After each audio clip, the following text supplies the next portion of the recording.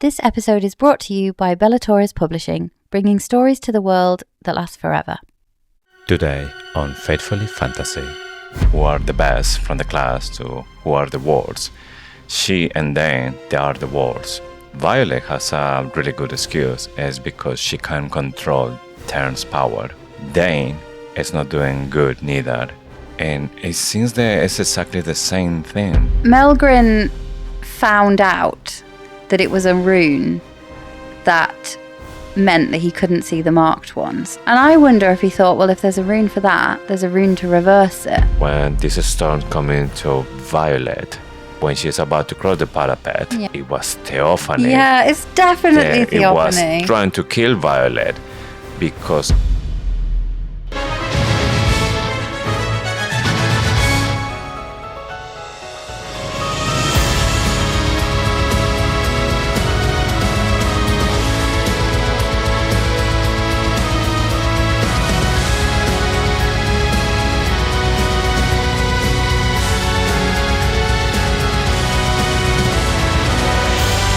Hello and welcome to Faithfully Fantasy, the husband and wife podcast talking all things Onyx Storm. I'm JC. And I'm Sean. And today we cover chapters 55 to 57. And just heads up, we use strong language and explore adult themes. This episode will contain spoilers from all three books, as well as snippets of information we've had from Rebecca Yarros since the release of the third book. And before we start with the squad brief, imagine having early access to our episodes. While everyone waits for Thursday, you'll enjoy them every Tuesday. Plus, enjoy bonus content every month and ad-free listening. You can have all this by becoming a supporter. And here's the best part. You can try it for free and cancel anytime. For the best deal, visit faithfullyfantasy.com or simply subscribe on Spotify or Apple Podcasts for instant access. Don't miss out and become part of our community of supporters.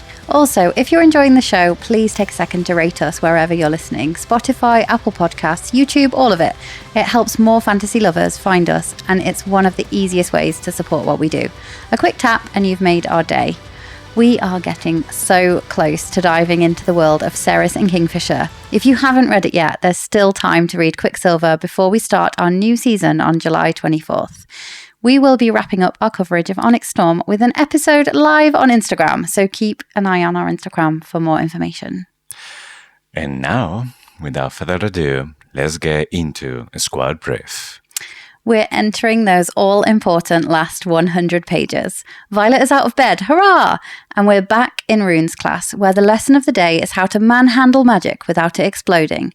Neither Cat or Felix is throwing Violet a pity party. Cat is criticising her runes, and Felix is tearing her a new one over her battle tactics and dragging her back out to wield. We get a sneak peek into Xaden's suspicious inbox, and just when we think we're getting another throne scene, nope, denied. Instead, we get a lesson in dream walking, which sounds cool until it becomes a waking nightmare. Theophanie has mirror.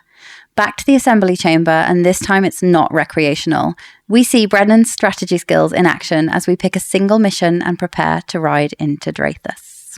Okay, now is when we need to be really careful with everything here, because according with Rebecca Yarros, these last 100 pages is when they had so many gems hiding. Yeah, and I have so much to say about chapter 55. I think like the bulk of the show is going to be chapter 55. It's so important. Yes, let's go for a history lesson and let's dive deep and see what the past is hiding about the future. Chapter 55. Epigraph. As our largest province, Tyrrendor provides the most conscripts for our forces. However, the strength of Navarre isn't only found in Tyrrish soldiers, but also in the province's most valuable resource, Talladium. Losing it would doom Navarre. On Tyrrish History, a complete accounting, 3rd edition, by Captain Fitzgibbons. Well, for me, this is just one thing clear. Tyrrendor is just a sleeping giant and just waiting for being awake. And Caldier is just pressing the buttons. Yeah, Tyrrendor's biding her time, isn't she? So we get quite a lot from this epigraph, I think. Tyrrendor is the largest province. They have the largest portion of the army. Mm-hmm. They also have the most valuable resource. So my theory is that they will ultimately rule over Navarre again. I think we have that from like the foreshadowing about there being a queen. It's odd, isn't it, that the kingdom is effectively ruled by the smallest province of Chaldea. I think Tauri will die in book 4.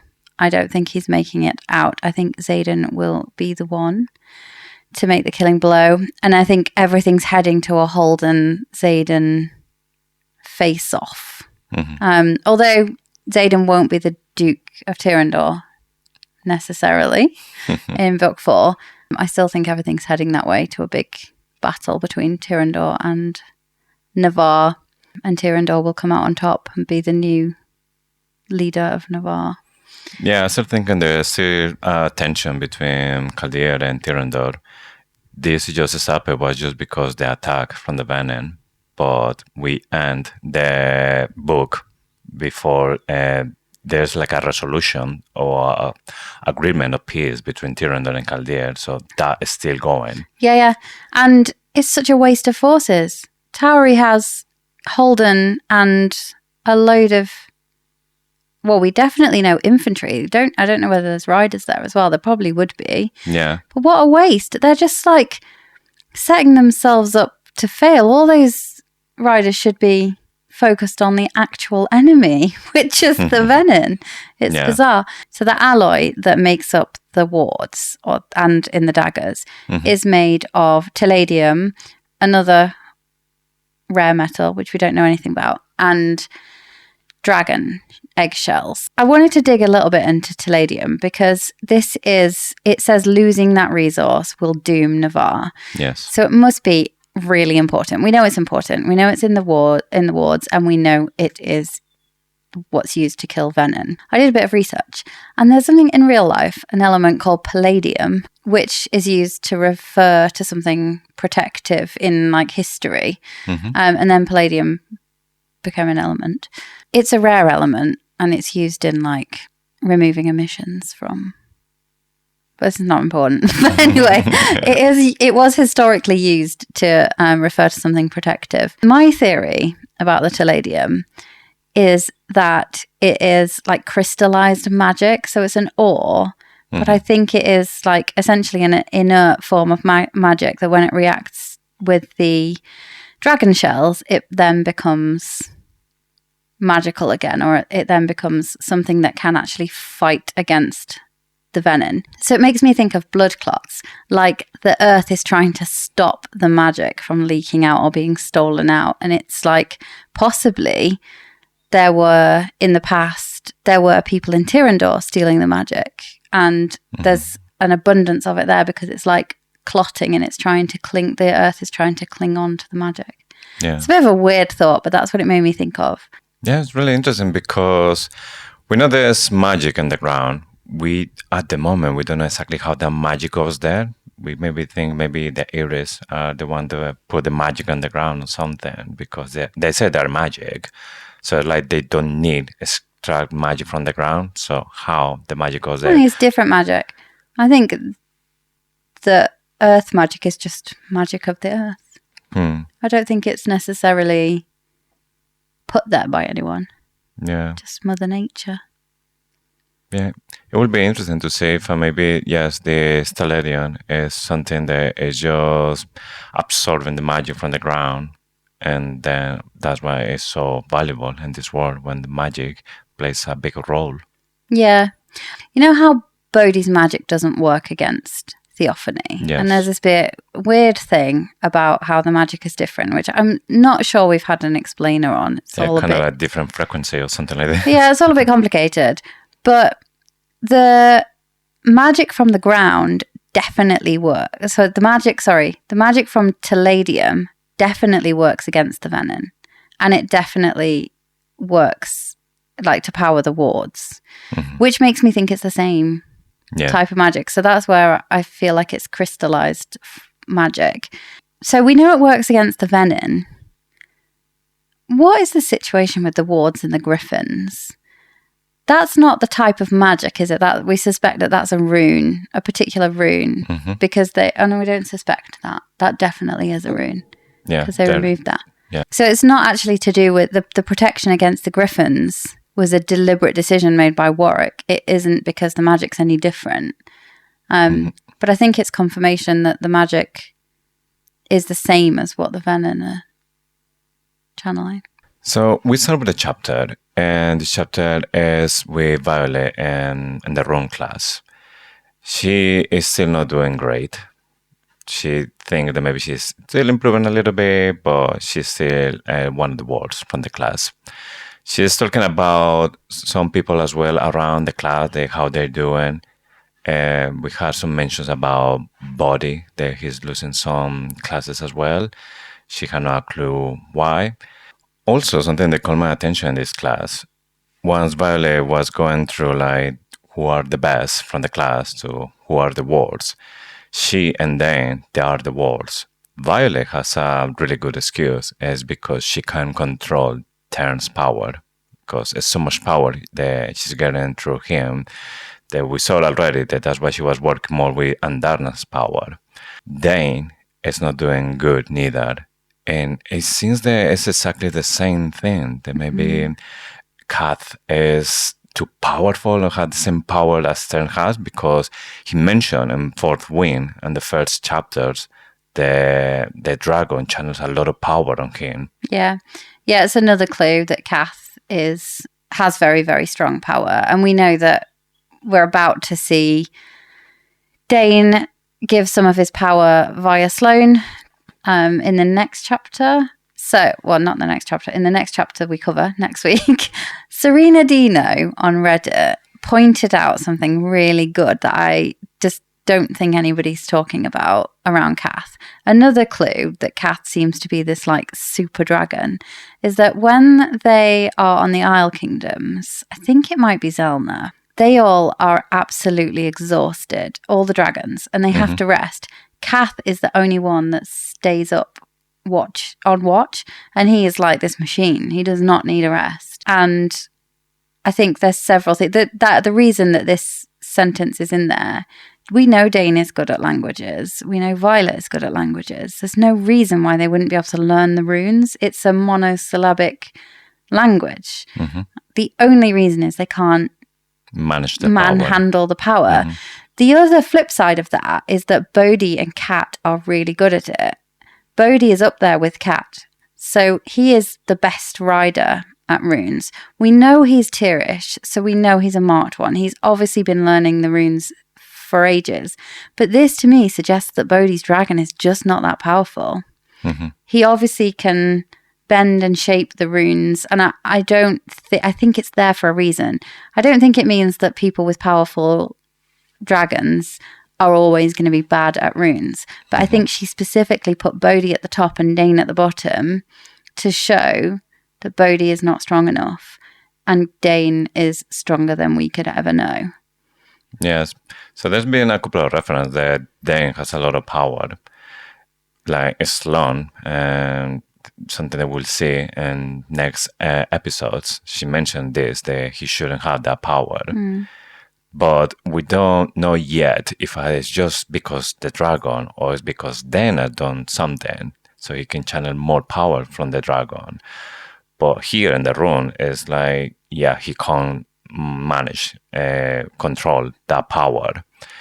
And we always say like people are venom, but here it could be like another hint that the dragon could be a venom, or at least has something related because it has more power. Well, the dragon might be taking more power from the ground than it should be. It could be that the dragon is corrupted. I do think Cath is corrupted. I have said this for ages. I know that we get really suspicious, and Rebecca Yarros just said that some dragons have stinky breath. I don't think that's a mistake. I definitely think there's something going on with Cath. I also really love the idea. So we've said that, I think we said this in our Iron Flame season, because I'm obsessed with looking at what names mean. But Atos means eagle, and Zeus obviously had the power of lightning, also had an eagle. And the eagle kind of looked after the lightning bolts, which makes me think that Dain is going to help Violet in such a big way. But then I also think he's going to kill his dragon. I think he's going to realize that Cath is corrupted and have to sacrifice himself. Yeah. He's going to sacrifice himself. No, Dain, no, there must be another way. Yeah, Harry Potter reference. How new. Right, so Quinn is offering some help to Violet, and Violet is actually willingly receiving some help for once in her life. She says it's hard to accept power from someone who's been practicing runes for such a long time. And she says, I don't remember you struggling so much before. And it turns out that she's just struggling with Tairn's power because it's so powerful. And Quinn says, yeah, I guess so, or something like that. It's not like Melgren is running around tempering runes with Codha's power, is it? So the big question is, what do we think Melgren is doing with runes? Because he's clearly doing something. Yes, there's another reference about Melgren, and I don't know how to take it. Like the same one about Violet referring that he might take one day the mask and be a venom. Is that actually going to happen? And now here with this, that he might be making runes, which is in such a suspicious way that it's just like, yeah, it's pretty obvious that he's doing something. So I had a thought that Melgren found out that it was a rune that meant that he couldn't see the marked ones. So the rune protected them against his signet. Mm-hmm. And I wonder if he thought, well, if there's a rune for that, there's a rune to reverse it. And he was maybe trying to make it so he could see the outcome. And then we get the letter later in this chapter that says, don't go, we'll lose. I thought, well, why would he say that? Does that mean he's seen it and they win, but he won't see the outcome he can't see the outcome if there's more than 3 marked ones? Mm-hmm. What if he's found a way to bypass this situation? That's a good question. If there's a way to reverse Maori's rune. Yes. I don't see why not. There's a rune It seems like there's a room for absolutely everything. Yeah, a rune for that. It's a rune for everything. Yes. It just was a bit of an odd. It jumped out at the page for me that Melgren. It's not like Melgren's doing this. Instantly thought, well, Melgren's obviously doing that then, isn't he? Yeah. So it will be interesting to see if maybe it will come the point the marked ones and the Melgren won't see him because they are 3 together, and then find out he that can he actually. can now. Yeah. Okay. So Felix arrives and he is pissed off with Violet. He's had a go. He said, your squad leader's already been spoken to. Ree didn't say anything about that though, did she? She hasn't reprimanded Violet the other way, which again shows that she's not. She's more a friend than anything else. Yeah, she might not be the leader that the squad need right now. He's really angry with Violet, the way that she should not have been at the temple. She shouldn't. But obviously he doesn't know anything about the fact that Aaric told her that's where she needed to be. And I went back and I read the warning or the instruction that Aaric gave. And he doesn't say that that's how they win the battle or that's how they win the fight. He says that's how you save Tyrrendor. So this makes me think that Aaric didn't just see that future play out just during that battle. He's seen right to the end of the book, or he's seen beyond.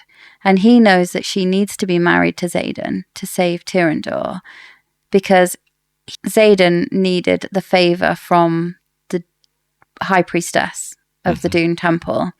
So he sent her there so that Xaden would go there, and then the high priestess would feel like she owed him a favor. So this is just like spiraling beyond. And I think we're learning Melgren's signet is flawed. He is possibly trying to do something about it. Aaric's is far more powerful than his, not just because he's restricted to battle outcomes, but he is seeing the future. Yes. That would be amazing if Aaric is already looking beyond, and then we will find out in book 4 the Tyrrendor is safe. It's just because Violet somehow has managed to, because she's the Duchess now of Tyrrendor, she managed to keep everything together. And that's all that because just one thing that he does, save the temple, And then from that, everything starts to carry on. The real question is, would it have happened anyway? That is like the Matrix question. Yeah. Because how would he have seen what needed to happen? His signet, if it wouldn't have happened anyway, and he meddled in it to make it happen, his signet more is then, what do I need to do to make the best outcome? Mm-hmm. That's terrifying. He could manipulate. He's effectively manipulating the timeline, isn't he? Yes, pretty much like Doctor Strange. Yeah. He just look at all the possible outcomes if something has changed until finally he got with the right path. Yeah. So that would be amazing. So Violet is talking to Felix and he's taking her away to Weald. And he says, is there anything else you want to tell me about your little school trip? Or whatever. He's really angry with her. Yeah. In fact, Felix is really grumpy in these next few chapters. And so is Trissa. Mm-hmm. They're obviously stressed, which is understandable. I mean, they had the king of Chaldea sending troops. They had the venom on the other side. Yeah. They had wars that are falling. So yeah. Well, no, the wars are not falling anymore, but Stratos is about to fall. Yeah. There's like a lot of people, so yeah. I'd probably be stressed in that situation as well. But anyway, she's explaining what she did. And she says, I split my bolt into 2. And he was like, great. Did you hit the target? So she's like, yes, actually I did. And then she says, and not from a cloud, from the sky, or not into a cloud from the sky. Violet is figuring it out, isn't she? Yes. She's figuring it out that she's not just pulling the power from a cloud or from a storm or from there has to be anything. Something like a natural, and she just driving maybe like the energy of the lightning to whatever she wants. She's like creating the lightning. Yeah. Comes. But she pulled it from the sky. Mm-hmm. Andana isn't currently bonded to her. She can also do the dream walking when Andana's not there. Mm-hmm. Is she pulling that power? Where's she pulling that power from? Tairn's power. Yes. Or is she able to just straight up channel from the sky? So if she had no dragons, she'd be able to, oh my goodness, what if both dragons die and she like channels from the sky to fill the gap? We know the rider, the channel from the ground, turn into a venom. What will happen to a rider, the channel from the sky? Become a god? You'd think. Mm. I mean, it seems there's more power in the sky. Yeah. But we learn, or at least Xaden explains, that maybe that's how it works. When you get a signet, you have the skill. It doesn't matter what you get, the sword, you still having the signet. And that's why Violet is still Dreamwalker even when Andana is gone. But for me, I'm not sure if that's the real reason, because the way that Leota and everyone was asking to Violet who was the first one, Andana or Tairn, and everyone said like Tairn. I think it's Andana, and precisely because she was the first one, I think no, even Leota, no, anybody can actually break like completely. So I think Violet, she was like, really unplugged from Andana. Well, it's like a brick wall, isn't there? Yes, but I think somehow there's still like a string that's still connected. Yeah, there's still a window. And there's still the reason why Andana has to come back, because maybe she can't live that long, even when they pull in that much. She bonded, but I think Andana will have known that she bonded her first. So it's a bit suspicious, isn't it? I think she knew. She didn't say anything because her objective was going with the Aarics. I think she was just a dragon in a mission. Yeah. And once maybe she learned whatever she has to learn, because I think that is when she learned how to break the bonds. Then is when she come back and she restored her original bond with Violet. Yeah. But yeah, like you said, Felix is now very happy with all the stuff that was going on, and he knows as well that Violet, she need to be ready for any battle that is coming. He said that it's better she start to get exhausted now practicing that she get exhausted in a battle. So after practicing a lot, she need to go back with Brenna because she's just overdoing, and Brenna has to fix it. Then they are in the assembly, and Buddy arrives with Xaden, and they're having like a really bad discussion because Xaden is pushing Buddy to be the next in the line. Buddy, he doesn't want Tyrrendor. He said that, no, that is not my place. It's your place. You should be there. It's how always supposed to be. You're supposed to be the Duke and supposed to be the rider. And I find that really interesting because we thought maybe at the beginning they're supposed to be maybe infantry because they are kind of like a high social level. But he said that from the beginning he's supposed to be the rider as well. Yeah, I don't think all people in line have to be infantry. So if you take Holden's brother, for example, they were twins, but he was obviously the younger twin. Holden was raised to be the one that would be king. The other one was allowed to be a rider. Tauri doesn't want riders in charge, but you still have the second one would be allowed to be a rider. This makes me think they're brothers. You have one who is destined to be the Duke. You have one destined to be a rider. So you split them and you leave one with the aunt and uncle who can't have children. Yeah, I start to think that there's so many clues about it because, like you said right now, there's a comparison between Holden, Aaric, Xaden, and Body. I start really to think the body was separated when he was born to make sure that Tyrrendor is still with a line of successor, but nobody knows about it to keep her safe. Yeah, and he's still second in line, isn't he? Yes. Doesn't have to be brother, but if Xaden were to have a son, then it would all work out anyway, or a daughter. We don't know what the rules are. But there are duchesses. So it could be that it doesn't matter whether it's a son. Yeah, it doesn't matter whether it's a son or a daughter.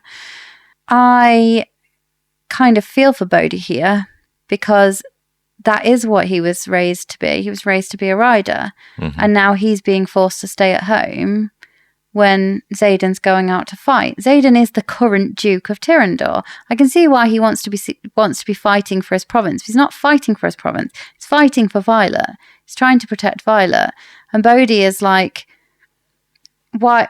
You are supposed to be the Duke. You be the Duke. I'll go and be the rider." And Xaden's like, "You've got to graduate first." And it's not about that. It's about the line of succession. Yeah, I do think Bodhi's got a point here. Oh, yeah, I completely agree that Xaden shouldn't be doing this kind of stuff because he's supposed to be the Duke. He's supposed to be the important one, the one who needs to be careful. But because he's thinking, well, I'm going down with this burning thing, so I shouldn't be now considered as a Duke because I'm not going to be a Duke or anything. Yeah, good point. He's already... Yeah, he's just thinking that there's no future for me as a Duke. So better the body start to assume it. And he's like, I'll be right here. I'll be your right fucking hand. But if you want a member of our family to sit on that throne, you're going to have to keep your shit together. And he looks at Violet as he walks out, Bodhi, and she says he meant for me to hear every single word of that. Why would Bodhi need Violet to hear that? It's an interesting question too. Any ideas? I don't. I thought you were going to say something. No, I still wonder whether I still wonder, like, I don't know, is he showing off? Or is he like showing Violet he can be the strong man too? I think. I don't really know. Show. Can you, if you've got any ideas, can you let us know? Why would Bodhi need Violet to hear all of that? Let us know in the comments. Yeah. So Bodhi leaves, and Brennan, once he sees the Xaden is there, he gives some missives. One of them is from the king of Deverelly. So obviously... that old friend. Yes. The last time he saw that he was so ashamed of himself that he was looking to the floor and then leave. He knows he's a Venin. We used to think that maybe he's a Venin himself, so maybe they can feel it. No, but he knows. He genuinely knows because Violet had to stop him, had to say, you'll be really embarrassed if... Yeah, and the king Deverelly said, there's no magic here, how you did it. Yeah. The king knows because Violet had to make a deal to stop him from telling everyone. Yes. But the interesting part for me here is that it's clear now that those two are still in touch. They're still doing some business. There's a negotiation going on. Yes. And there has been for some time, because it says his last offer. So he's obviously had some previous offers. Yes. For me, what I'm thinking right now is before this happened, there was a dream, a nightmare with Berwyn. Berwyn was holding the Sword of Tyrrendor, and he was telling to Xaden, you had to give me what I want. Then we had this scene. After this, there will be another nightmare. And then Berwyn, he doesn't have the Sword of Tyrrendor in the hand anymore. He doesn't have any sword. And he says to Xaden, you lost what I wanted. And now you have to give me Violet, is what he trying to say. So I wonder if I maybe in this missive that we have here was maybe some hints, because the king of Deverelly, he wanted the Sword of Tyrrendor, but the only thing that he didn't want is the Holden given to him, because Holden wasn't the right person to give it that sword. Xaden is the right one to do that. So maybe he's asking for that sword. And there's a negotiation about it. So does the sword then hold far more power? Is that what you're saying? That the Sword of Tyrrendor has to be willingly given by the rightful owner to a new owner. And then what comes with that? That's the interesting Like the part. rightful ownership of Tyrrendor. We know that Tyrrendor is full of Talarian and this kind of gems that has a lot of magic as well. So I don't know if because you are the owner of the sword, and with that you are the owner of the land, you are the owner of the magic. And that puts way more weight into the fact that there's one of the emerald stones is now on the ring that belongs to Violet. Yes. Because someone could take the sword but not have the magic because she's got part of it. It's not whole anymore. It's not whole, yes. So has he, by marrying her, giving her the ring, he's also made it impossible for anybody else to take Tyrrendor. Yeah, so I think maybe here it's like Xaden is kind of like a playing chess, because the king of Deverelly wants that sword. Berwyn, he's seen that. That's what I think, that he wants the sword as well. Could be other things, but yeah. No, but the problem is that the sword is in his hand. That's the thing, in one dream. And then after this, it's not there. And then he said, you lost it. And he's not talking about Violet. Because after this, they said that you had to give me her, like Violet. So I'm thinking that maybe Xaden knows what's going on with this sword. And maybe he pulled the emerald to give it to Violet. So Violet is holding the last piece for this sword to work. Yeah. And it's going to give it to the king of Deverelly. It's not going to work anyway, even when Xaden is the right owner. He's giving it... So you think he's giving it to the sword with the 3 emeralds to the Deverelly as part of this offer? Okay. 2 things. I really like it, and I definitely think there's something to do with that ring. Like the fact that I like the theory that more than the sword is exchanged when you exchange the sword. Yeah. The dream is immediately after this, though. Yes. And he won't have had time to send the sword back. This is the last offer. He won't have had time to send the sword back, or even agree a final offer or agree a negotiation in the time it takes for Berwyn to say you lost it. Because it was literally yesterday. Unless time passed, we don't know. Doesn't mean the king of Deverelly have it in that moment. Can be just say them, put in a packet, in a parcel, send them for dragon mail. That's it. It's not in his possession anymore. Offer. He wouldn't do that without. Surely you'd send somebody. No, but this is not the first time that's happening. So this is like the second time. I so know, maybe there's like you just to still close don't the deal. Put it in the post and be like, all right, I'll wait for you to send. Surely he's got to wait for the money or whatever. Wait for what he's We getting. don't know what exactly is Xaden is trading here with the king of Deverelly he might for not a favor or something in return of the sword. So he's sending the sword in a parcel. So it's gone. still maybe in Tyrrendor or halfway, but Berwyn is a dreamwalker, so he might know what's going on in Xaden's mind. He might see what he's done. Doing it anyway. And then he says, I can see you're it. really, really convinced it's the sword. I like it, but I think there are another couple of options that we should definitely talk about. Yes. In the Second Croveland Uprising, we know that the Deverelly were the middle man, the intermediary, for want of a more gender-neutral word. The intermediary in the deal between Umbriel and Craveler for the dragon eggs. We also know that some dragon eggs go missing at the end of the book. I do suspect we know there's a big ruckus, and we know that it looks like Xaden's doing. We know that some of the Aarician Empyrean are dead. So there was obviously a big struggle to get these eggs out. However, they wanted 12 eggs. They only got 6. So that seems to suggest that there was a bit of negotiation going on.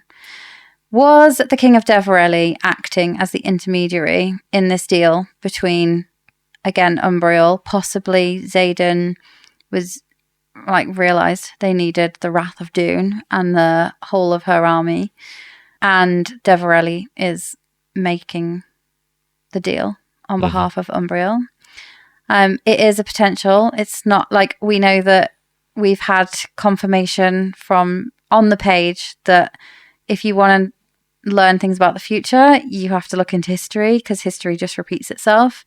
And it seems to me that there's this big thing here that Deverelly could be the intermediary between the eggs and Umbriel. The other possibility I was thinking about Andana's egg. I wondered if Xaden and Brennan spending time in the dragon nursery with the eggs made him realise there was more to the dragon eggshells than they thought when Violet just gave the King of Deverelly the dragon egg, and that possibly he was trying to get it back. I don't think so, because the word offer is really deliberate here, and it does feel like Xaden has something the King of Deverelly wants, because otherwise it would have been, I don't know, his last asking price or his last negotiation or his last terms. I don't know. Maybe the word offer could work, but yeah, the other thing I thought of was Andana's eggshell. But yeah. I think it's either the sword or the egg deal. I'm leaning on the egg deal at the moment, and you're obviously leaning on the sword. So it'll be really interesting to see, because I think that's coming back, isn't it? Yeah, so at the end of this book, a lot of people were talking about this ring that she is wearing, and a lot of people saying, oh, it's this last piece of Xaden's soul that's in that ring. I think that ring is important, but I don't think it's Xaden's soul. I think it's with Tyrrendor, isn't it? Yes, it's something that it has to be like she's wearing a piece or something more power. Tyrrendor's soul. Or Tyrrendor's magic, Tyrrendor's power.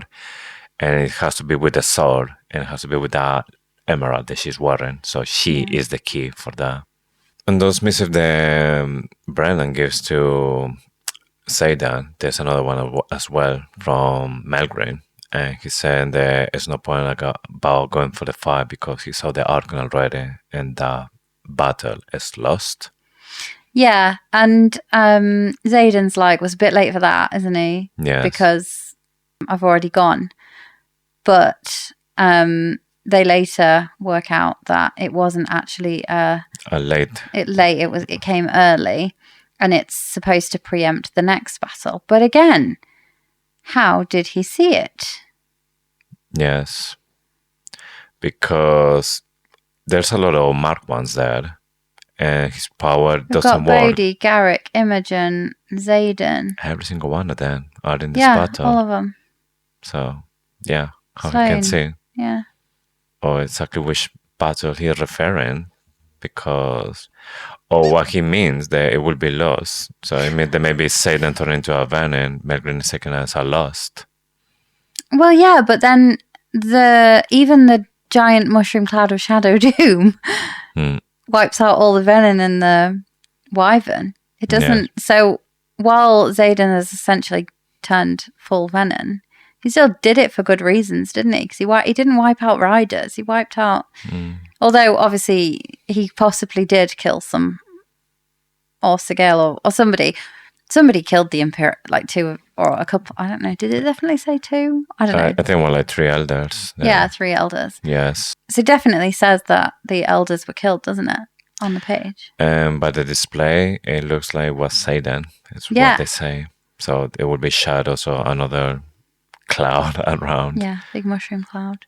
Yes, that's the thing that it just, I don't know what to think, because I used to think has to be Leothan, the one who took the 6 eggs, or has to be the people from Umbrel. Instead to get 12, they got just 1 of each, because they wanted 2 of each. That's why they want 12.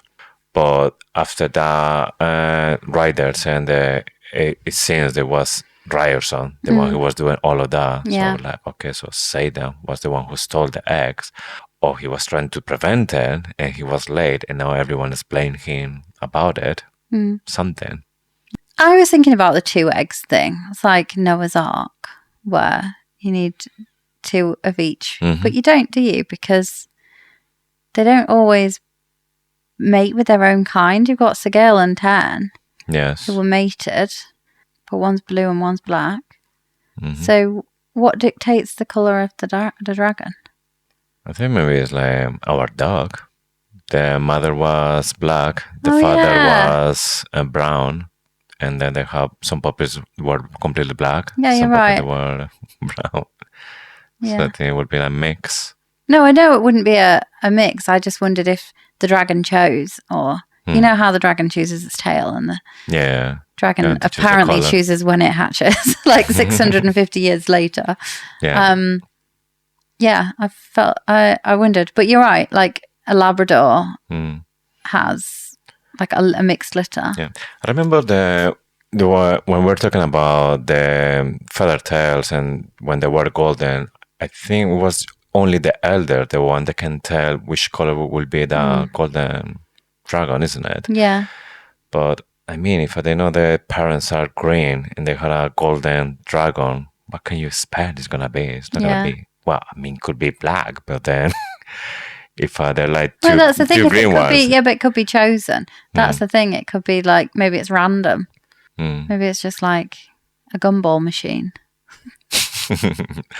No, I was thinking more like if you had 2 green dragons, they have eggs, and then one of them is a black dragon, that would be looking bad for one of the adults. They'll be cheating or something. But we don't know if they choose the colors. But for me, it's kind of like... I think it's random. Like, no, it can't be, can it? Because 10 is like... from the line or this, and all of them are black. So... Yeah. Has to be genetics. Yeah. It's not just like they tell it by magic. I think it's more like the puppy situation. Yeah. Anyway, moving on. The other missive that he gets is from the High Priestess of the Temple of Doom, because obviously previously Xaden saved the lives of all of them with some of the colonels were fallen. So he used the shadows and everyone was safe. So she is saying in this missive that thanks for everything that he has done for them, and she is there to give it any favor that he considered fit to save that death. And here is when now we know that yes, this is the favor that he is pulling by the end of this book. Yeah, like she said, it says Dune holds Violet and Rhee in her regard, and she owes Xaden a favor. So the fact that she says Dune holds you and Rhee in her regard, I think that's a good thing for Rhee. I think there's going to be something good happen off the back of that. I wonder if she holds Violet in any more of a high regard. I think she probably does, because you know how it was all unclear and her path was unclear. By saving the temple or coming to their help, she has effectively chosen Dune over Venom. And we know that the uncertainty was, will she be good or will she turn Venom? So Dune wouldn't accept her. feels like now Dune is starting to accept her. Wonder if any more of her hair is going to go More silver. I doubt it, because it says that the dedication wasn't completed. But yeah, I wonder also how she knows that Dune holds her in a regard. From the smoke and stuff that they do at the temple. Has Dune been like, yeah, she's good now, I like her. Yeah. But I think the biggest thing I took from this was the fact that Rhee was mentioned as well. Yeah. And I think there's going to be something good happen. It will be Winleader after all. Yeah. So they're having this bit of a bit of chat, and I've got to say, this one sent me off in an absolute spiral. So buckle up. And I know we've been talking for nearly an hour about this one, but the casual mention of the book, and you know what I'm like with book titles. Violet has been reading a book called The Emergence of Venin, and I was like, right, I'm going to go right back, and I'm going to go through all of the fables of the barons, epigraphs, and I'm going to work out how Venin emerged.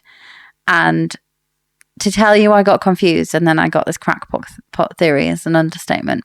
Can I step through the fables of the Baron and see if we can work out how the Venin emerged? Okay. So, this is everything we know about the fables of the Baron. Some of the fables tell stories of the first riders who learned to bond with dragons and how those bonds could turn the rider if they tried to consume too much power. So the first way they could have emerged is that they were riders first and they channeled and they wanted to consume too much power. So we know that the first 6 were not the first to bond, but they were the first to survive. So there's lots of failed trials there. Yes. And is that because they tried to channel too much power and they all became Venin before that? Another talks about the dangers of wielding power from the ground instead of the skies, as one could easily start drawing magic from the earth and eventually be driven mad. And this again is another tick in the box that all these riders were turning Venin. And actually, this is where I'm coming to. I don't think there would be Venin if there were never riders. Others talk of a great evil that spread across the land as man became corrupted by dark magic, as Venin who created flocks of winged creatures called wyvern and scourged the land. Scourged the land. I don't know if that's right. Scourged the land of all magic in a thirst for more power. So it did feel like all the men were getting corrupted. Men, not just men, sorry, men and women were getting corrupted. And then, there's this confusion over the brothers, and it specifically says 3 brothers. One bonded a griffin, one bonded a dragon, then the third one got jealous of them and channeled from the ground. So I don't know why, but I was under this illusion, and I think perhaps most people are under the illusion that the dragon riders bonded to protect against the Venin, to defeat the Venin. But that didn't happen. The griffin and the dragon were bonded first, and then the third one got jealous of them, and then, so it's the other way around. Is this new for you or not? Is it just new for me? Because I was thinking the whole time that they bonded to protect against the Venin. About the story of the brothers is something really, I'm not sure if I say complex or is confusing, because yes, one of the scenes we say one bond to a dragon, one to the griffin, one turned into Venin. But then in the next bit, it says it was the third one, the one who surrounded all the power from the sky. Yeah. To eradicate all the other brothers. So we're talking then it was the Venin who eradicated the dragons and the griffins. I think there's 3 things here. One, it could be a mistake. It's not a mistake. Rebecca Yarros does not make mistakes. We had this there's loads of people saying, oh, it's just a mistake. Everyone said that about Liam's ice wielding. Not us. We didn't say that. We said he had a second signet. But anyway, loads of people were saying, we got Violet's second signet horrendously wrong. So that there's that. But you you don't make mistakes with stuff like this. We know that Rebecca Yarros has like a spreadsheet of epigraphs, and it's like they're all really well planned out. This is not a mistake. The second thing it could be is that it doesn't really matter what order they're in. There's 3 brothers. It depends what you're talking about. So you could be going for a meal and you're like, one brother had chicken, one brother had the vegetarian option, and the third brother had pork. Mm-hmm. You know, like it doesn't matter. One's the oldest, one's the youngest. And then the next day you could be like, the first brother is married, the second brother is... It's just the order that you think of them in. Mm-hmm. It doesn't actually matter. They're different stories, so you got to remember they're different fables, but there's also the potential that the Venin brother actually defeated the other one, or one of the others, the rider. The thing that makes you come back to the fact that it was actually one of the dragon or the griffin rider that channeled from the sky is because it says vanquished his jealous sibling, and it links back to that Venin that is jealous. But I do have a feeling that the Venin isn't necessarily the bad one here. I mean, they look like the bad guys. They've got red veins coming out their eyes, which looks a little bit bad. Yeah, I think we mentioned this a couple of times before, that maybe at the beginning there was kind of different type of Venin, so they were more like wizards. And then with the time, they start just to get corrupted, and then it comes to the way they look now. So I think the opposite. I think that everyone had access to magic. Mm-hmm. The dragons, and this was sky magic. The dragons and the griffins then were decided that they needed to control it, because it's a great war between 3 brothers to control magic. That's another thing that's said in the fables. I think I've got the quote here. A great war among 3 brothers who fought to control the magic. So you've had access to magic your whole life, and all of a sudden it's taken away, and there's an Empyrean controlling it, or there's griffins controlling it. That could be like a rebellion against the establishment. It could be the Venin saying, hang on, you're not in control. We'll just take it anyway, and we will rise up, and we will take control again. Mm-hmm. And I think the great and terrible price was that nobody had access to magic.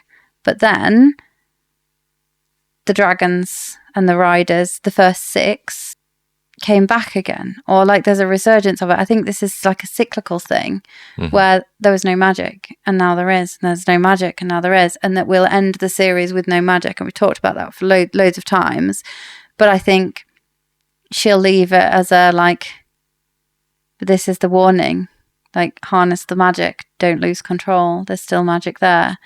And then you could end up in this cycle and cycle and cycle the whole time. But yeah, I just don't necessarily think that the Venin emerged out of evil, or even possibly jealousy, possibly like they see themselves as stealing it back because the dragons and the griffins were the ones that ruled. I still think there's the Great War, the Unification War. So I don't know if they're the same war, the Great War between these 3 brothers.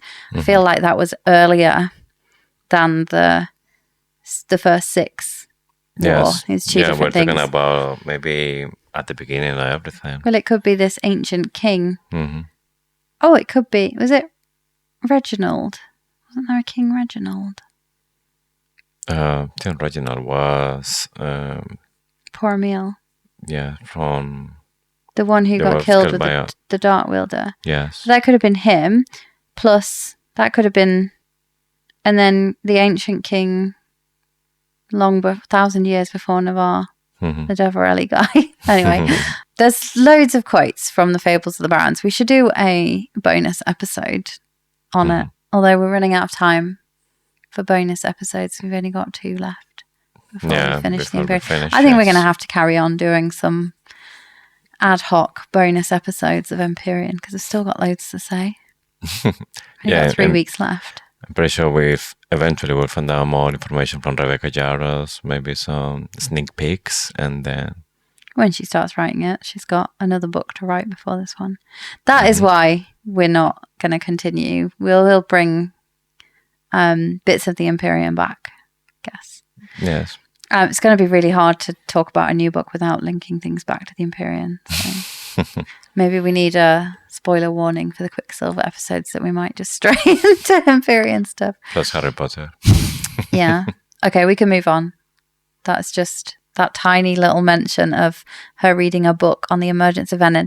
But I also, like the fables, just want to say one more thing. I said we could move on, but we can't. The fables obviously don't go into what that great and terrible price was and what the end was, or what the big weapon was, or because Violet doesn't know. She's read that book over and over and over again. Mm-hmm. So there isn't actually anything that useful about how to end it all in that book. Otherwise she'd have known it by now. And also the emergence of venom, we didn't get any snippets from that. Violet knows so much more than we do because we just don't get all these, but they're reading the great like equalizer as knowledge, and she has all this knowledge that we're not getting from the pages. Yes, I think there's so much information going on in the Fables of the Barons. That's something that she needs to reread, because I'm sure that book was written by Asher Sorrengails. So after all of this, Brennan leaves, and he leaves Xaden and Violet alone in the assembly. So Violet is going to say that maybe he wants to just go to the roof and just like chill. Eat chocolate cake. Yes. But he has a better idea, looking to the throne, and she is like, hell yes. And then they close the door and we don't get to see it. No. We never did find out what happened on that throne when she read his mind. Yeah, that's still a mystery, and I'm still thinking there's a run in that throne. I do. Because it was when she touched the part that was burned in the throne that she started having these thoughts from Xaden. Yeah, so doesn't her back hit the throne? Mm-hmm. And your theory is that there's a rune in the throne that the person that's sitting on the throne can read the mind of the person knelt before them, just to get their true loyalty. Because if someone's kneeling before you, you need to know that you can trust them. I absolutely love this theory. I think it's it's got to be a rune, right? Yeah, I mean, we're talking about Fen Ryerson's throne, and there's a guy that has a lot of things going on. He need to know, who need to trust. And at that time, he has Clone Mary, that she was an expert in runes. So, and it's only half the throne is burned as well. Yes. Suggesting that there's something in that bit that's stopping it from being burnt. Yes. So like protection of the person sitting in it, maybe the rune itself is protecting itself, and just maybe it was burned just like on the surface, but inside still holding magic. Yeah, and you can't burn that. And there was loads of questions, loads of focus on the scene when people were trying to work out Violet's second signet, but we never did get a resolution for it. So there's still the hope that there's a rune there, yes. And the person on the throne can read mind. But you'd have thought Xaden sat in it quite a lot of times. Yeah, that's why he said, I shouldn't do that. Like, put you against that, because he knows I shouldn't have knelt before you, because he was. Yes. Yeah. Oh, I love that. I just want to know more. Yeah. Anyway, door closed. I didn't get a private a private throne show this time. No. Right. No more my house, my chair, my woman moment. No, but there was another one, wasn't there? There was an equivalent. And I was like, this is the equivalent. This is the Onyx Storm version of... like my body, my soul, and my something. Something else. It's not as memorable. My power, my body, my soul. It's all yours. It wasn't as memorable as my house, my chair, my woman. But anyway. They were not naked, so that's why. Probably. Memoirs of Luzbel. She loved him. She lost him. And he came back. but wasn't completely him. She feared him. She fought him. But she fell for him. Memoirs of Luzbel.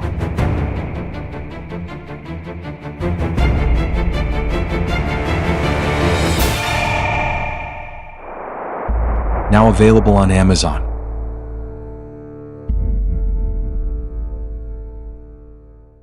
Chapter 56?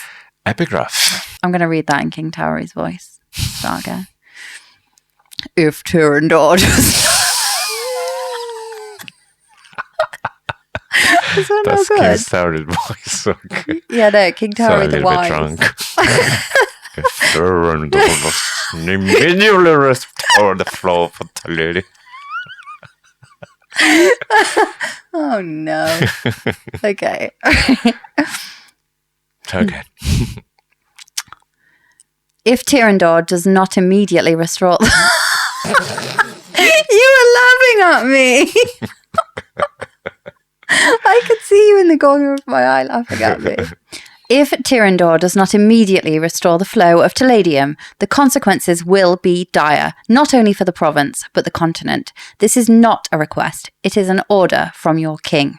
Official correspondence of His Majesty King Tauri the Wise to His Grace Lieutenant Xaden Ryerson, 16th Duke of Tyrrendor. She's getting serious. Yeah, it will not just be bad for Navarre, it will be bad for the entire continent. And that is because they have no way of fighting venom. We find out that the flow of Teladium has stopped, and that means that Basgayath's forge has essentially just gone out of business. Mm-hmm. They've locked the door. They're not making daggers. The only place, then, that is making daggers is Aracia. Yes. Which, I don't know, but I would say that's pretty bad for everyone because they're only making half the output. Unless they've managed to increase the output from Aracia to double. But then you'd think if they could, why weren't they? Possibly because they were given half the Teladium to Navarre. Yeah. So yeah, maybe they are making the same amount, but they're keeping a lot of it. I would think that maybe they're just doing some stuff just to kill their appearance that everything is going good. But they still just completely invest in their own world. But what about the fact that Xaden will not restore the flow of Teladium until he gets assurance from King Tauri that the Aracian riders at Basgayath are safe? Because Xaden is totally in control of this situation, right? Mm-hmm. He's got the Teladium. He's got the highest number of conscripts in the Navarrian army. That the scales are well and truly tipped in Tyrrendor's favour. Mm-hmm. The half, I'm going to say half, I don't know, a lot of the Navarrian side that isn't the Tyrish side are stationed at the border, at the bottom of the cliffs, which is like not an ideal. Mm-hmm. From a strategy standpoint, you don't want to be the side, that's at the bottom of the cliffs. It's a waste. So it feels like King Tauri has absolutely nothing. He's just trying. It's your king speaking. It's not that wise in the end, isn't it? No, but we've said this before. I suspect he gave himself that title. Yes, and obviously we're not counting that he's a bloody shadow wielder, and his partner is a lightning wielder, and the two dragons by themselves are the most dangerous and biggest of the continent as well. Yeah. If you were a king, what name would you give yourself? I would be like Queen Shan the Anxious. Queen Shan the Chaotic. I'll be just Juan King the Chill. The Chill. Chill, yeah. The Patient. I think you'd be the patient one. Juan Carlos the Patient. Yeah, you are quite patient. And I would be Queen Shan the Impatient. So we start this chapter with the Nightmare, and in this occasion Violet, she realized that she is in Satan's Nightmare again, and then she managed to just go apart. So now she is Violet in size, Xaden's dream. So she can see Xaden and she can interact with Xaden. Xaden sees her like, you shouldn't be here. She is always like, wonder why you're here, why you doing this, why keep you here, what's holding you here. And then the sage appears, it's me. And they start having this conversation. And as we mentioned before, here is when Berwyn says to Xaden, you lost what I wanted. Yeah. Now you had to bring her. And that was pointing out Violet. So he lost what Berwyn want. And now it's like the second prize is Violet, is how it feels. And then saying that if he doesn't do that, they had the advantage and they will kill her. I've got loads to say about this dream, so I'm not ready to move on. I'm not ready to wake her up yet. So Violet tries to wake Xaden up in the dream, and Berwyn says he can't wake up. And here's me thinking you were going to be a quick learner. How disappointing. So I think this is proof that he's a dream walker. Also interesting that anything that Berwyn can do, we can assume that Violet is going to be able to do at some point. Yes. Berwyn seems to be trapping Xaden in a dream, in a nightmare. He can't wake up. He's literally telling Violet he can't wake up. Violet is going to be able to do the same thing. She's going to be able to trap people in their dreams. Also, terrifying. She's like, it's not real. It can't be hurting him. Then she wakes up, and I'm going to come back into the dream in a minute. But she wakes up, and Xaden is on the bed, back arched, can't breathe. He is physically hurting him. Yes, because if the mind believes that's happening, then it happens physically. Yeah. So Violet is going to be able to do that as well. Also terrifying. So, I was like, I think she's going to be a mind walker, not just a dream walker, because dream walking isn't that terrifying. Now I'm starting to realize it probably is terrifying on its own. She might not need to do that, but she can also effectively manipulate the outcome. The bit that is really, really interesting is the fact that she realizes she needs to feel pain to wake up. She doesn't have a dagger with her. She says, if this was my dream or if this was real, I'd have my daggers. That's her lucid dreaming. So she's realizing it's a dream. She's also getting what she needs. Berwyn's eyes widen with shock when he sees the dagger. That suggests to me that might be something that Berwyn cannot do. Why would he be shocked when he sees the dagger if he hadn't predicted that was happening? It's like this is the first time she's realised that she's in a dream. She's realised it's Xaden's dream. She's stepped apart from him. She didn't have her daggers with her. Xaden reaches for his sword and it vanishes. And that's like a typical dream thing, isn't it? You're like, you reach for something and you can't quite get it, or it disappears, or you're doing a speech and you've got no clothes on. They're like typical things. Well, the fact that he is shocked to see this dagger has appeared, that feels weird. She then stabs herself in the leg and wakes herself up. What I would like to know is, why did she not throw the dagger at Xaden to wake him up first? Because she couldn't wake him up. What would have happened if she had? Because if Berwyn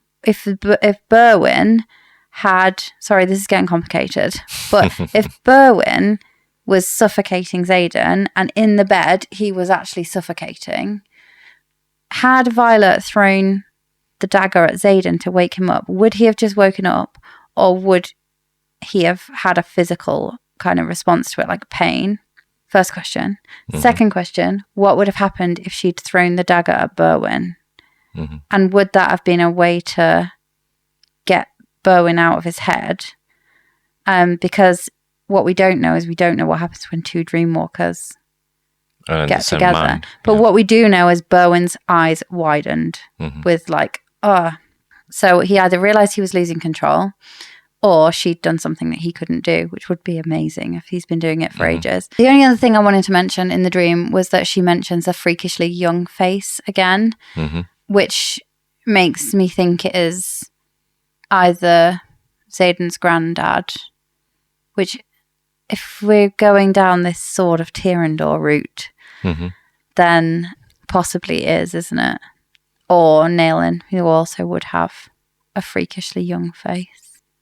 I mean, if it's Nellen, he will be around, well, in the 20s, definitely. Well, we don't know. 26. No, we don't actually know. He was 3 that. years older than Brennan or something like this. I think we found out in Onyx Storm.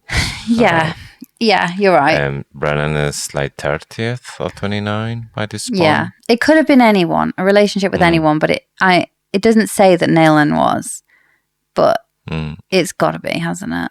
Yeah, I think it's just, again, when we start to talking about Mira with Drake, there's just like some trace. They're living there. But then the question is, why didn't Tairn bond before that? Because he is 100. Yeah, that's a really good question. I think maybe he was just doing dragon business until he found out that he needs a signet. Only with his power can fight or because he would be, wouldn't he? He'd be like, I can do this on my own. I don't need a puny rider. I'm not gonna. He would. Yeah. That would totally be done. But going back to your questions, I think maybe, I mean, the very first time when I read it, Berwyn was shocked about what Violet was doing. For me, it was more like she was learning how to do the stuff in the dreams. So that, because he said further, he thought that she would learn quick. And then it's like, yes, she's learning really quick. That's one thing. But yeah, that maybe the fact that she's materializing something in the dream, maybe it's something that maybe he can't do. But I mean, we've seen that he grabs Xaden, he put it in the air, and that he can control perfectly Xaden. So it will be weird if he can't just, I don't know, manifest a dagger or something. Yeah. But it's like she's lucid dreaming, isn't she? Yeah. Definitely. She knows that it's not real and she is doing something.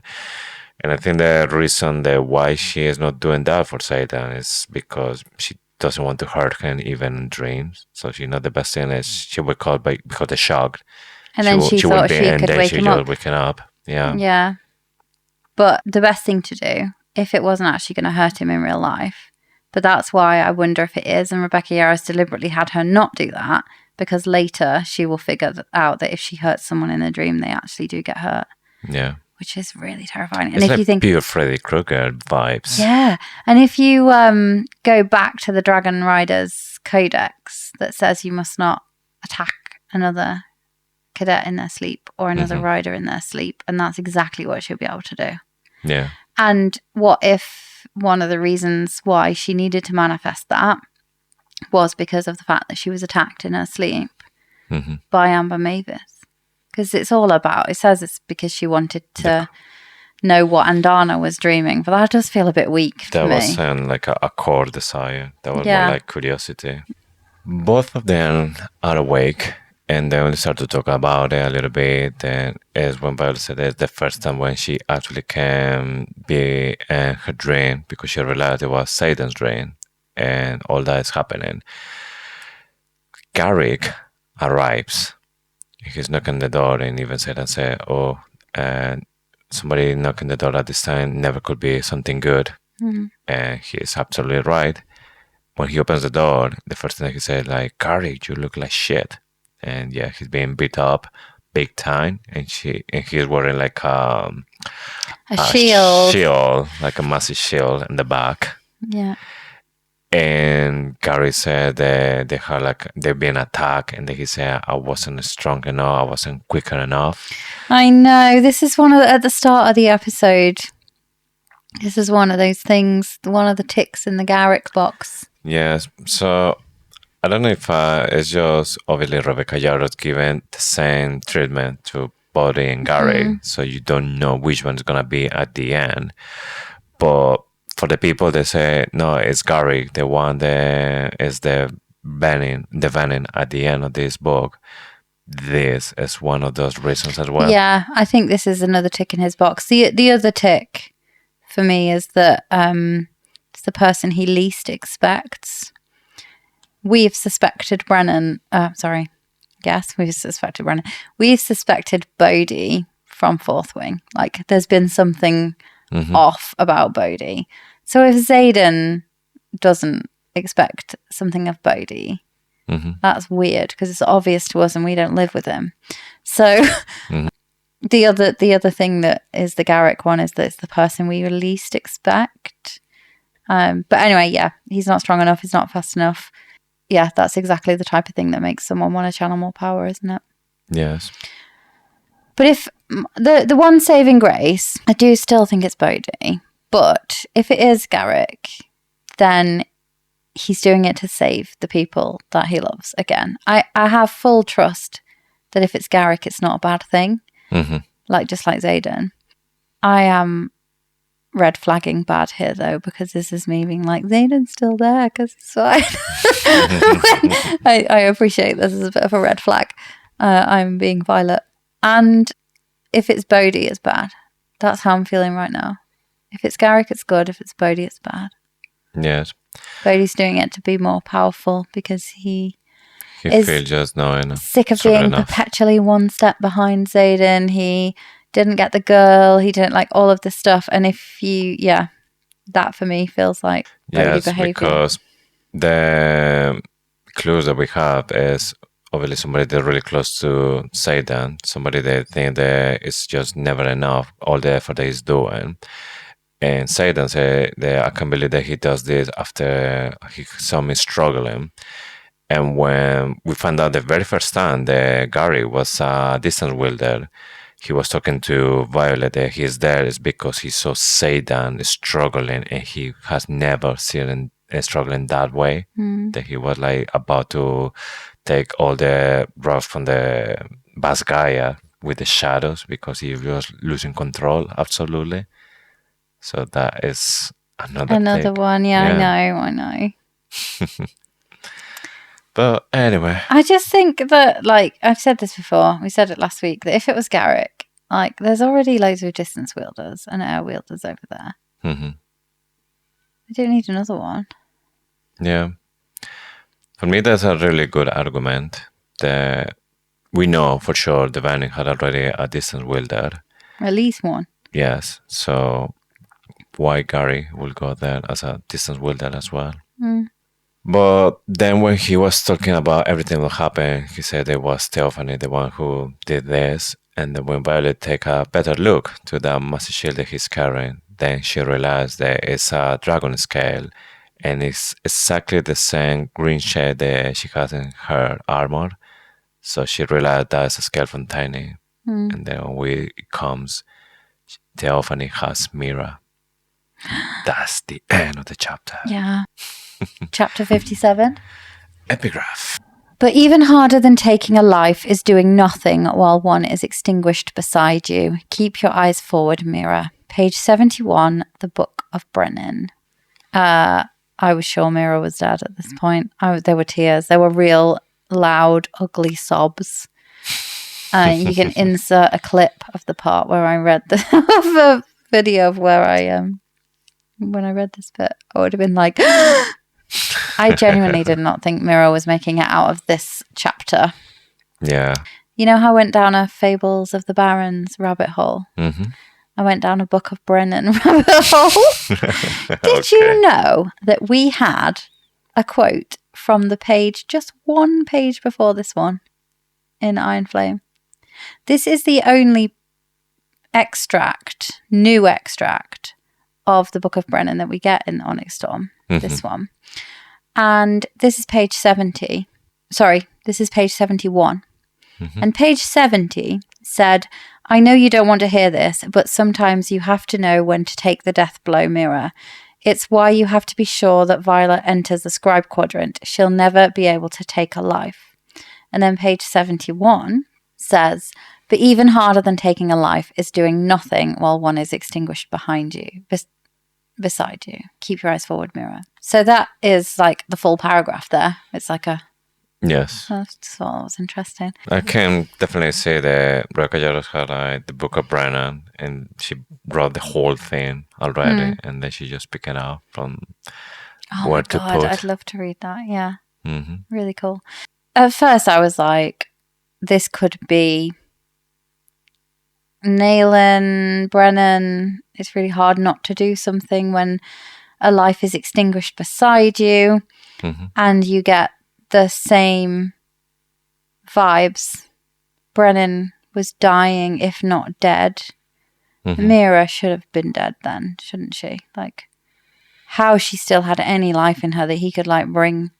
It felt like there was parallels between the situation with Nilin and the situation that we're about to get in chapter 58 with Brennan. Yeah. Both were successful, but Brennan managed to do it without channeling from the earth. He channeled more power from Dain. Well, he didn't channel. He just was receiving the power from Sloane. It was still channeled through her. So we start this episode straight away in the assembly chamber, and everyone is having a really heated discussion here because obviously there's too much thing going on at the same time, and there's not enough manpower to do all of this. So Brennan is just trying to come with a plan because everyone is waiting for him to do. He's the tactician. And for him, it's really obvious that Theophanie knows a lot about them. So obviously, the mirror, it was Violet's sister, and the Violet will do anything for her. So even he said that something is clear that this woman knows more about us than what we do about her. And I think it's because Theophanie has been around for longer time. And now that I'm doing my reread and the other podcasts, there's Fantasía Fiel. There's something that we start doing now for the Spanish people. I started reading Fourth Wind in Spanish. Alas de Sangre. Alas de Sangre, yes. And I noticed that there's a part in the first chapters when this storm coming to Violet, when she's about to cross the parapet. Yeah. I used to think that maybe it was Lilith doing this, but I didn't know why. I was like, it doesn't make sense that she's pushing her daughter and they send out Cloud for this. And then I realized it was Theophanie. Yeah, it's definitely Theophanie. It was trying to kill Violet because I'm sure Theophanie made Lilith channel from the beginning. I think since Lilith, she developed the signet that she was a storm wielder, it was the counterpart from Theophanie. Yeah. And Theophanie was like always challenging the one who was like her balance. Lilith didn't have that power. So I think there was always like a fight in the background. And I think Lilith, she was having a fight when she was pregnant of Violet. And when she was pregnant, I think Theophanie was trying to treat the baby, like draining the baby. And that's why Violet has this condition that her bones and joints are fragile. And even in the reread on these chapters, they are mentioned about Violet that she is pale. There's like that fever, the little said, had drained their colors. And that's exactly what Venom does. They drain the colors. Yeah. But then we know that the hair isn't anything to do with that. No. The reference about the skin. Yeah. Yes. I agree with you that it's Theophany. The one thing I still don't understand is how the fucking words work. Like, how do they work? How can she How can she use her storm protection or her storm power within the wards? How can Theophany do that? Because they say that they could do lesser magic, but they can't do major magic. I agree. I think it was Theophany, but I just want to know how these wards work. I think there's something dodgy with the wards on Navarre.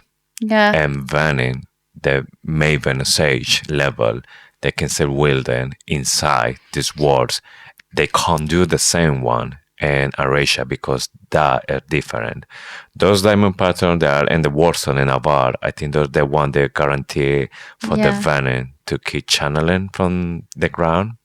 Because Jack says... It's just the wyvern. It's just the wyvern. Yes, but just then the wyvern. The ground doesn't get drained. You know, like how outside the wards, the ground has no colour. It's like loses its pigment. But I think it's just when they need to grab the power. But once their body has the power, they don't need to channel because they're constantly... Theophany in this part, she is doing the stones and the stuff. the floor is not draining. It's when she chooses. It's just when to she drain. wants to do it deliberate. Yeah, that's a good point. So you're channeling from the ground.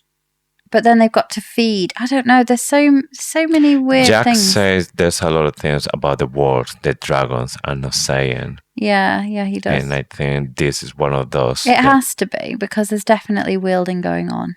Yes, and we saw at the beginning, Theophanie was trying to rescue Jack, and then she disappears. She distance wields, doesn't she? Distance wield, or moving too fast for Violet to find out, or something was going on there, but it was magic. Yeah.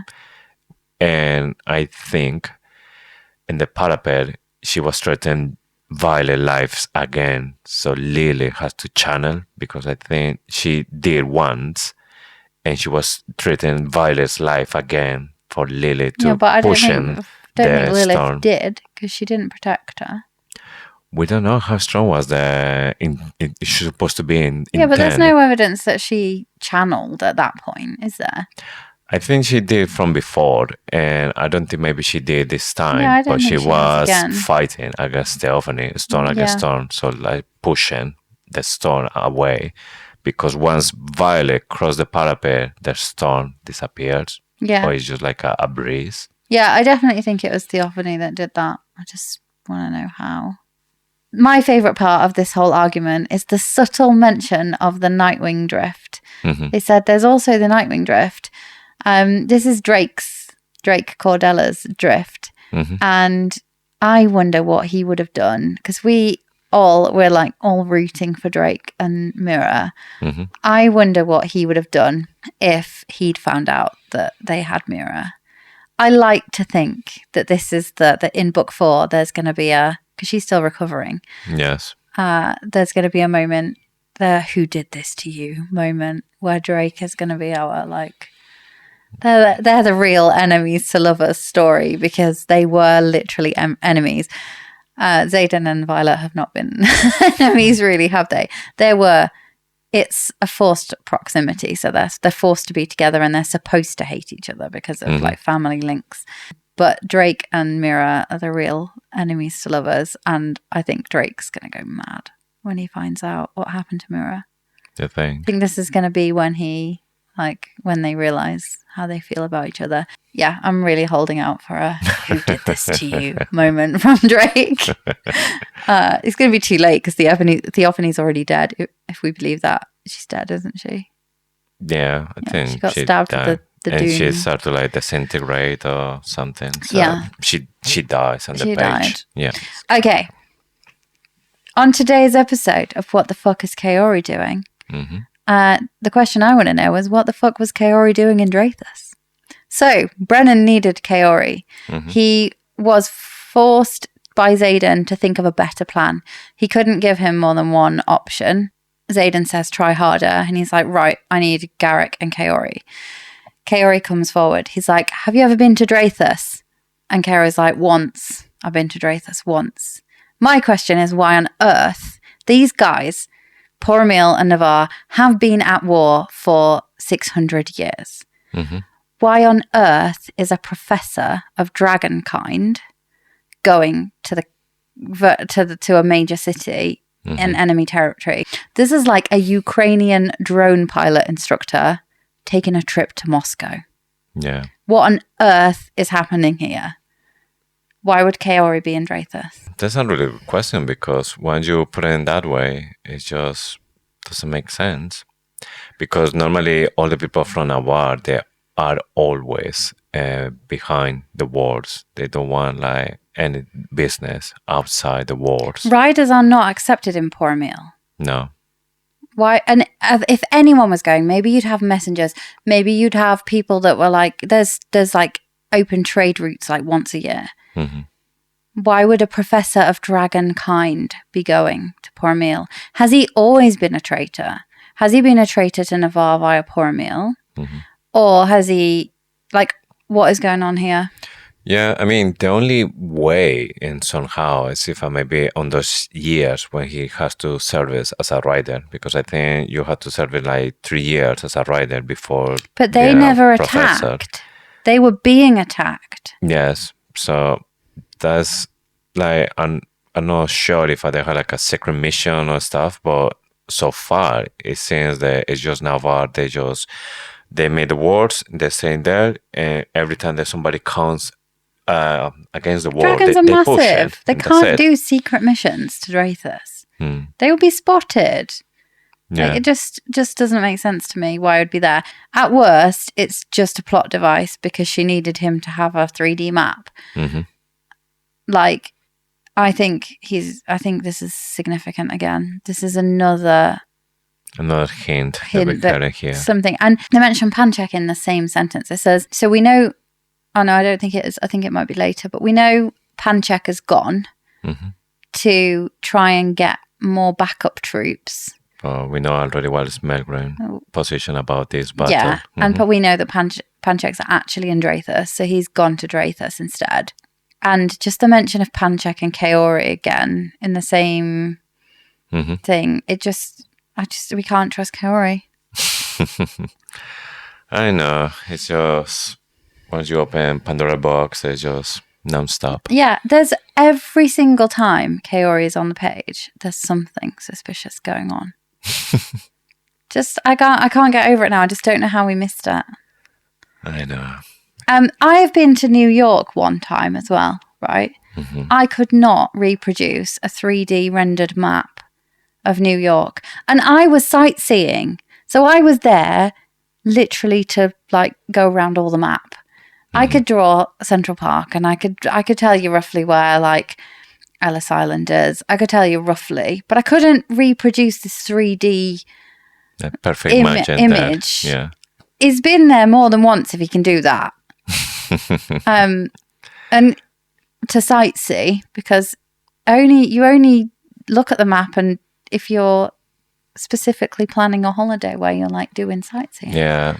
For me, it's exactly the same. If it's Brennan, the one telling me, like, have you been in this place at least once? Yes. Can you reproduce it? It will be like a child's drawing. It will be like so disappointing. There'll be like really fuzzy gaps, totally flat bits. And you're like, isn't there anything there? Is that a flat? Can we land there? And you're like, maybe. I don't know. And then there's actually the Empire State Builder with a massive spike on. You couldn't land on it. Yeah. Something going on with Kaori. Yes. Sloane is like throwing punches as well. She's getting, I think somebody said cat. We assume it's cat. Katrina. Yeah, we assume it's one of them because she's saying, have you gone full on Navarre now? Because now you're behind the wards. Are you just like protecting your own? And then Sloane gets pissed off. I think probably because she's heard about how Liam died and this thing about like choosing to fight and going to beyond the wards and everything is exactly what Liam did. So it's probably like stirred up some of that. And she like runs forward and tries to punch someone. And then Dain grabs her by the waist and she starts punching Dain instead. Well, it's because the page said the Captain smart ass says a comment against what Katrina just said. And then Sloane take it really bad. And so it's like she's going to hit this captain. Defend Cat. Oh yeah, I read that wrong then. I read that a different way. Yes, but yeah, then we start to see that he's like over Sloane, protecting her. Yeah. Maybe because he feels guilty about Liam. No. Because so there's something naive. going on. There's definitely something going on between Dain and Sloane. Yes. So obviously he likes blonde girls. Yeah. Violet wasn't the type. Okay, so there's an interesting part here. You know, that I like to think always like double sense and everything when I'm reading this. So when they're planning here, what they're going to do, because they had to defend the pass, they had to make sure that Drathus doesn't fall, and they had to rescue Mira.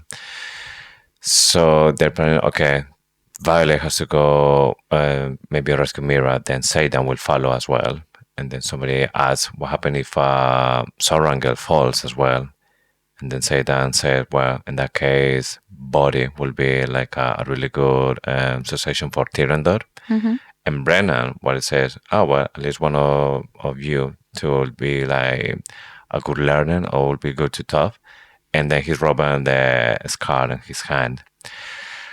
Obviously, is written in the way that, okay, if a Xaden dies or is not there anymore, then Body will be the next Duke and Tyrrendor, and Body, it will be more maybe open mind, or he will listen all the stuff they had to say, and then he will actually act, and it will be like Xaden. He just what Xaden wants when he wanted, and that's it. So he will be the one who's be a good learner. No. That's what Brennan says. No, it's not.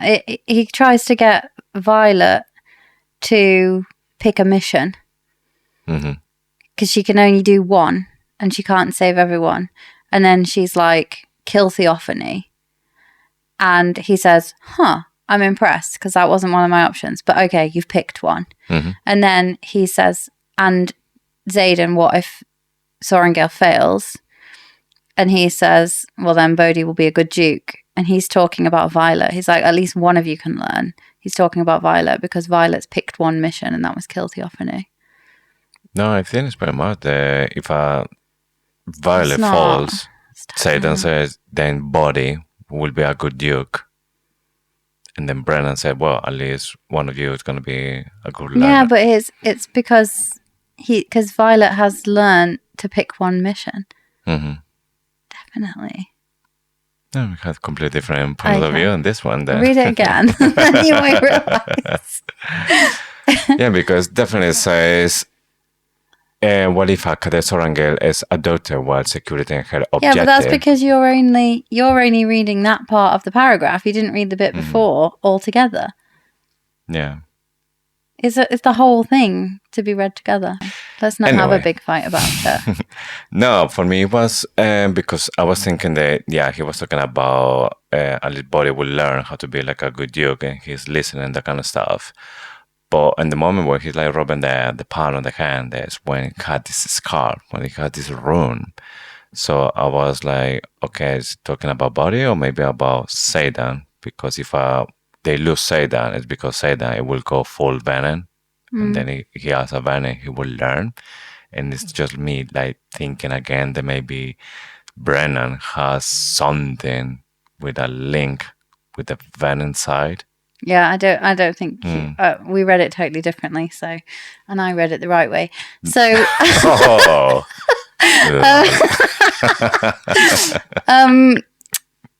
was I going to say? I was going to talk about the rune on his hand. So we've had rune class in this episode as well, and I went back through I did more prep than usual for this episode because I was desperate to find more clues about runes or how it was made. In Iron Flame, Trissa is doing the first demonstration. And she makes a rune in midair. I'm acting this out for those that are just listening. She makes a rune in midair. And then she pushes her palm into the wooden disc. And then she lifts her palm away and the rune is etched there. What if, instead of... Because all this time we've been thinking about the rune being placed on his hand. But what if he tried to put a rune on something else, and it a dangerous rune maybe, and it scarred his hand, while he was trying to get the magic, and it was him that did it. Actually, in the way that I was picturing the full resurrection, I was thinking that he was on the floor, and then Nowly, he made a rune and a stone, and then he planted the stone and the palm on the hand, and then through that rune is when he started to put the power back in. Yeah, but he didn't need to put it on a stone first. Nailing could have just made the rune in the air and pushed the rune into his hand. There didn't need to be a stone at all. Yeah, well, for me, because at the beginning it was kind of always putting in something solid, so that's why I thought it would be a stone, like what they do with the wyverns. They make it a stone, and from that somehow they had a massive dragon. Yeah. But it could be as well that maybe it's directly on the palm. Yeah, it could be that Nayland put it on his palm, but it could also, this is what made me think, all this time we've been thinking that somebody put it on his palm. What if Brennan was trying to make a different rune, and when he pushed it onto it burnt into his hand or something? instead. Yeah. I don't know. And then, like, we're going to obsess over this rune forever. I wonder if we'll ever find out what this rune We don't is. even know if it's since he died, because the only thing we know for sure, Violet didn't see that before. So it's something that it happened in that gap when he died.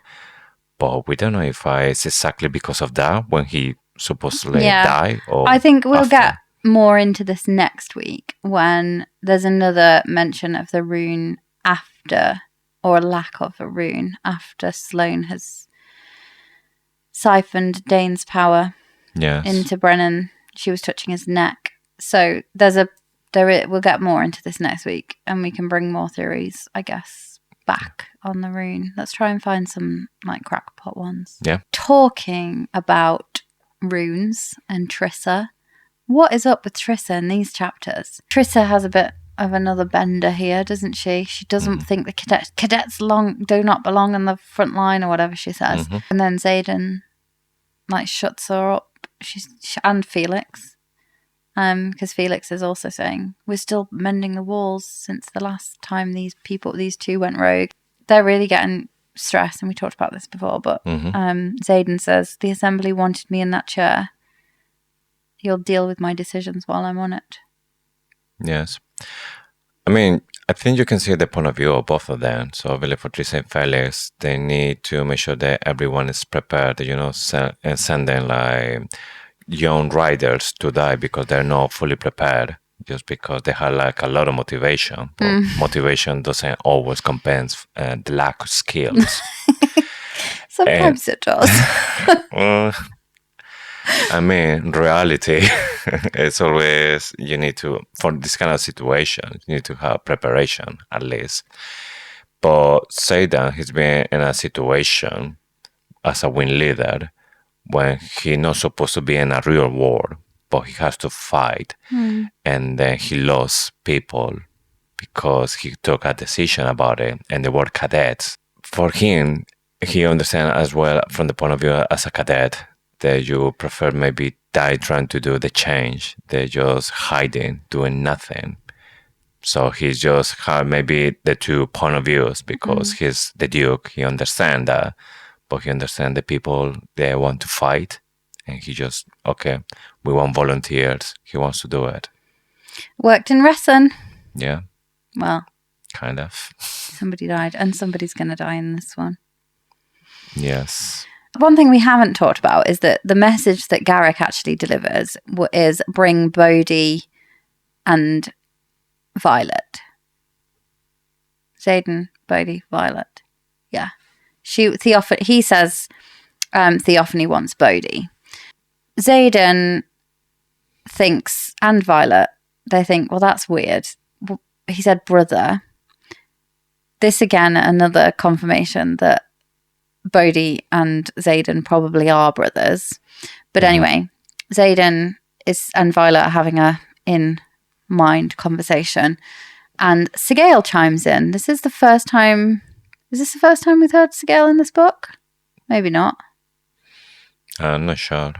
But I can't remember, but she's still obviously quite pissed with Xaden. She says, there is another that refers to you as brother. And they realise that they're talking about Jack. We don't get that on the page. We only get that later.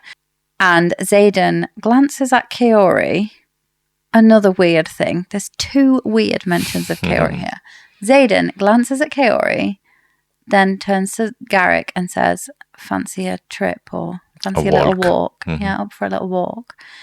And then Garrick looks at Kaori and then nods. They're obviously going to go to Paskayeth to get Jack out. Why all these glances at Kaori? Why do they glance at Kaori, both of them? They're like, are they just like looking to check he's not listening? He is 100% listening, I can tell you that. Yeah, but in the page, the Kaori like really focus on his projection, and then they just like trying maybe, yes, like having this plan without Kaori found out. So we know Panchek's already gone to Drathus. do we have any hints in the rest of the book that the Venin knew anything that was decided in that room when Panchak wasn't there and Kaori was there? That's what I'm going to be on the lookout for the rest of the book. Is that because Kaori was in the strategy chamber, in the assembly chamber at that point, hearing all of these plans? Is there any hint from now on in the rest of the book that the Venin had intel from inside that room? Because if they did, it's 100% Kaori. He was not focused on his projection. He was also listening. I'm not sure how it works, the communication in this world, because sometimes it seems they're like really coordinated from really long distance. Runes. So dragons, like runes. Telephone. Yeah. Telephone rune. Yeah, there are some dragons that can communicate over greater different distances. The bond, when mated dragons are bonded for like longer than 10 and Sorrengails, they can communicate for longer distances. And then you've got sound seekers who are good at communicating over long distances. And then you've got scribes running around. Yeah. Well, horses. I presume they ride horses. Yeah, me too. So in the end, they have a plan. Brennan comes with a plan. And then he said, Violet, she need to understand that she can't rescue everyone. Xaden need to understand that Violet, it won't die. You need to trust. If everyone does their perfect job, then everything will be fine. And then Violet said that, yeah, she will do anything to rescue Mira. And that's the end of the chapter. Yeah. So that's the end of the history lesson. So let's move on to Aaric's Auguries, the part of the show where we recap our favourite theory from today's episode in the hope that we will get at least one right when book 4 comes out. What's your favourite one? From all the stuff that I said today, I will stick with Theophanie was the one who caused this storm that was in the parapet when Violet has to cross, because she'd been chasing Lilith. She's maybe her sage at some point, and she's just trying to push her to keep channeling. Yeah, I think you're right on that. I don't think we're going to ever have confirmation. I think the journals, we're going to find out that maybe she made me channel. She was treating Violet in the parapet. Yeah. So I think all the information will be in book 4. I think we do have, you're right. I forgot about the journals, which is weird because that's the question that's coming up. So I think my favourite is and I don't think it's that important, but that Palladium is crystallized magic, and it's the same magic that's like flowing out, and it's more like a blood clotting situation. And the fact that they are removing Palladium from the earth is not necessarily a good thing. And I think it links back to, or it's got possibly links to overuse of resources and like kind of how we could be perceived as a human race today, like using more than we can sustain. So yeah, I like that one. I don't think it's that important. I just like it as a bit of world building. Yes, that's good. Sticking with the theme of precognition, shall we look at the epigraph for next week?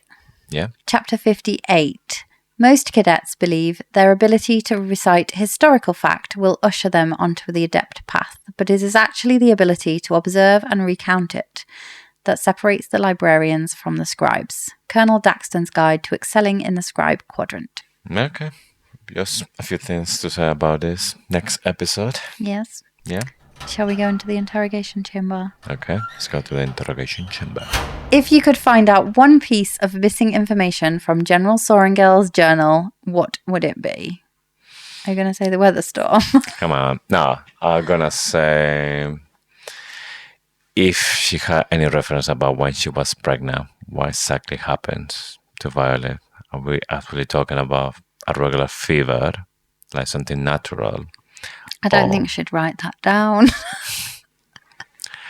I think that everything has to be somewhere. And maybe there's a journal or a diary. And then she will just track in everything that happened. Yeah. Not sure that if somebody was going to wipe the memory, she had a place to come back. Yeah. I guess, so from the journal, we know that she has missing pages because there's 3 months missing when Asher takes Violet to Umbriel. But I would like to know, and this is an obscure one, and again, I don't know if she'd write down her suspicions, but I would like to know when they figured out they couldn't trust Atos, Colonel Atos, and why. What they found out about him that meant they couldn't trust him. And why Lilith kept him close still. Yeah. Because there's definitely... I'm desperate to know what he's doing. Well, you know what they say. Keep your friends close and your enemies closer. Yeah, exactly. Although I do think he's just incompetent and like, I don't know. You see, there's another example. The motivation always compensates the lack of skills. Yeah. Good point. So this week in the interrogation chamber, we have asked previously what rune you would have in real life. But this week, if you could learn one rune that we already know about within the world of Navarre, to keep within the world of Navarre, like if you were a rider, which one would it be? Okay. I need to have a look because there's some really good ones there. Yeah. Yeah. Okay. Anyway, so that's all we've got time for this week. Another reminder, don't forget to follow us on Instagram and TikTok at Faithfully Fantasy Pod. If you are Spanish speaking, you can also follow us at Fantasía Fiel. We're most active on Instagram, so come and join the conversation. We'd love to hear your theories. So if you've got a theory, send it our way. We always try to give credit on the show and on socials because, let's be honest, the best theories come from you. If you have already sent us an email and we haven't quite got to it yet, please rest assured we have a plan this week to get through the emails that we've been sent. And maybe we should try and do a bonus episode where we just talk about all the emails that we got. Yeah, we know for a lot of theories, but there's a lot of people that send out their theories because they want to share it with the full community. Yeah. So maybe we should do something about it. Yeah, we should. And like what the people say. Direct messages, we get a lot of those as well. So if you're thinking, hang on, you've said this for weeks and you haven't read mine, we do have a few to go through this week, so let's make sure we do that. Yeah. And with this, we have just one more thing to say. Thank you for listening to Faithfully Fantasy, the husband and wife podcast talking all things Onyx Storm. We'll see you next week with more theories, more deep dives, and of course with more Faithfully Fantasy. Bye.